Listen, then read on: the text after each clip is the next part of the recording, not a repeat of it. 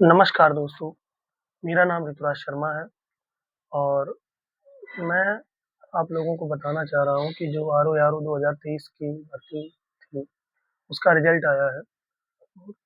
आप सभी लोगों की तरह मुझे भी उसी का बेसब्री से इंतज़ार था, लेकिन मेरा चयन उसमें अंतिम रूप से नहीं हो सका है, जिसका मुझे बहुत तकलीफ़ है और ये वीडियो बनाते समय वो आप लोगों को झलक भी रहा होगा। लेकिन तब भी क्या है, दिखाना तो खुद ही पड़ता है लोगों को कि ठीक है, वैकेंसी आई चली गई, फिर आएँगी, फिर पढ़ेंगे, फिर सिलेक्शन होगा।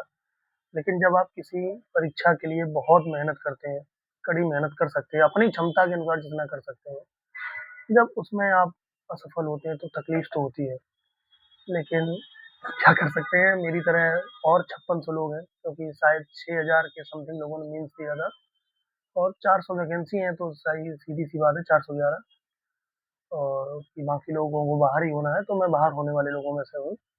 लेकिन मैं आपको पूरी ईमानदारी से बताऊँगा कि मैंने इस जर्नी से क्या सीखा और कहाँ कमी रह गई? क्योंकि 3 साल मैंने इस परीक्षा को दी और पूर्ण समर्पण से दी, जितना मैं दे सकता था जॉब के साथ। तो मुझे लगता है कि मैं पहले यूट्यूब को देखता रहता था, लोग बताते थे हिंदी ऑब्जेक्टिव और जीएस पे आप कमांड करिए, ये मेंस में आपको सिलेक्शन दिलाते हैं और एवरेज आप आलेखन और ऐसे कर ली जाइए। मैं अभी भाई जो सीनियर बता रहे हैं उनकी बात को थोड़ी-सी प्राथमिकता दी और हिंदी और जीएस को मैंने बहुत महत्वपूर्ण नज़रों से देखा और उसको तैयार भी किया और आलेखन और हिंदी ऐसे भी किया।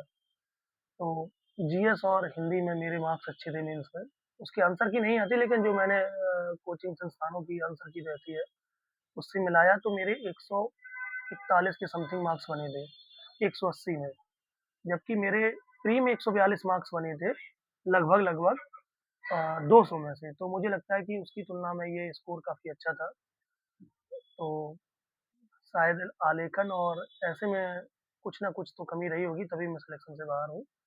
अब मार्कशीट आएगी तो मैं आपको बता सकूँगा कि मुझे किस सेक्शन में कितने मार्क्स मिले हैं। लेकिन तब भी जो मेरा ऑब्ज़र्वेशन रहा परीक्षा देने के बाद, तो मुझे ऐसा लगा कि बाकी सब तो मेरा एवरेज हुआ है या ठीक हुआ है और जीएस और हिंदी तो मुझे लगता है कि एवरेज से ही अच्छा हुआ है। क्योंकि हिंदी मेरी 60 में 60 मार्क्स की गई थी, जितने मार्क्स की आती फुल मार्क्स थे मेरे और मेरी प्रशासनिक शब्दावली एक हिंदी आलेखन का भाग होता है, उसी में 10 में से 6 सही थे। मेरी जानकारी के अनुसार 4 गलत थे। अब मैं कॉपी जब चेक होंगी, आरटीआई भी लगा के कॉपी अपनी देखने की पूरी कोशिश करूँगा कि मुझे किस सेक्शन में कितने मार्क्स मिले हैं। तो मुझे लगता है मेरे 8 नंबर वहाँ से कम हुए और 3-4 प्रश्न मैंने जीएस में आते हुए गलत कर लिए थे। जो एक मैथ के प्रश्न थे, उनमें वो एज निकालनी थी, जो लोगों ने दिया होगा वो रिलेट कर पा रहे होंगे।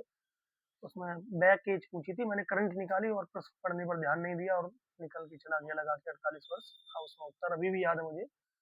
इसी तरीके से कोई महिला अध्यक्ष पूछा था, उसमें मैं कन्फ्यूज़ हो गया। तो कुल मिला के 4 से 5 प्रश्न मुझे जीएस में लगे थे। तो मुझे ऐसा लग रहा था कि 10 से 12 प्रश्न मेरे ये मैं और ज़्यादा कर सकता था, अच्छा वो नहीं कर सका, तो वही डर था। लेकिन तब भी एक होप तो होती है कि चलो 142 141-40 के आस-पास हैं मार्क्स और एवरेज तो है ही, अब देखते हैं आलेखन और हिंदी में क्या मिलता है। लेकिन अब मार्कशीट तो नहीं आई है और मेरा चयन अंतिम रूप से नहीं हुआ है।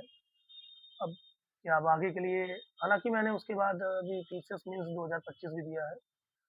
उसमें भी मैं पहले आरओ में ही लगा रहा तो बहुत अच्छी मैं मेंस की तैयारी नहीं कर पाया था। लेकिन दे आए हैं और फिलहाल अब 2 ही चीज़ है मेरे सामने। मई में है मेरा यूपीएससी का एग्ज़ाम और प्री का फिर चला गया टीसीएस का दिसंबर में।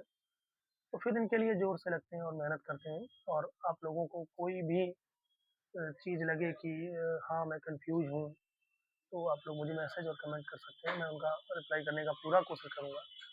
बस याद रखना कि समय निकल जाता है, अपनी पूरी शक्ति लगा के रखिए।